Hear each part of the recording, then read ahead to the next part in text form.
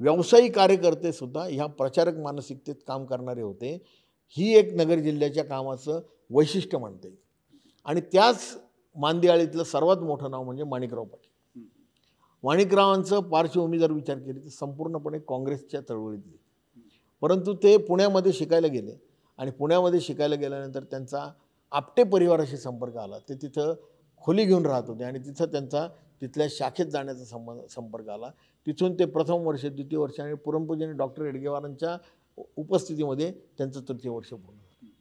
ते पूर्ण झाल्यानंतर ते वकिली करायला जेव्हा नगर जिल्ह्यामध्ये आले आणि त्याच दरम्यान जेव्हा दामोअण्णा दाते नगर जिल्हा प्रचारक झाले, तेव्हा एकूण त्यावेळेच्या सामाजिक स्थितीचा विचार करता माणिकराव पाटलांपुढं प्रचंड मोठी राजकीय प्रतिष्ठेची संधी उपलब्ध होती। परंतु माणिकराव पाटलांनी हा कंटकाकीर्ण मार्ग तुम्ही जसं म्हटले तसा निवडला आणि तो निवडत असताना माणिकराव पाटील हे नगर जिल्ह्याचं नेतृत्व म्हणून प्रस्थापित करण्यासाठी त्याबरोबरीने दामोअण्णा दातींनी प्रयत्न केले आणि त्यातून माणिकराव पाटलांचं वर्णन असं करता येईल की त्यांच्या नेतृत्वामुळे संघ कधी वाकला नाही, संघ कधी झुकला नाही आणि संघ कधी थकला नाही। जसे माणिकराव त्यांच्या व्यक्तिमत्वामध्ये कडक होते, जसे ते ताठ उभे राहायचे, त्यांनी संघाचा कणासुद्धा तेवढाच ताठ ठेवला।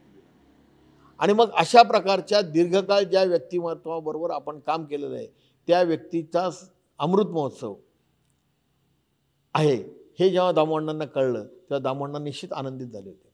मला तेव्हा आठवते की आम्ही पहिल्यांदा जेव्हा मुकुंदराव पणशीकरांकडं हा विषय घेऊन गेलो तेव्हा मुकुंदरावांनी सांगितलं की अवश्य तुम्ही हा कार्यक्रम करा, पण ह्या कार्यक्रम करताना तो असा भव्य दिव्य कार्यक्रम करा की समाजाला हे कळलं पाहिजे की माणिकरावांकडे त्यावेळेस ज्या काही राजकीय संधी उपलब्ध होत्या त्याच्यापेक्षाही मोठं व्यक्तिमत्व माणिकराव होतं आणि त्याच्यापेक्षाही मोठं सामाजिक अधिष्ठान त्यांना संघकामामुळे मिळालं।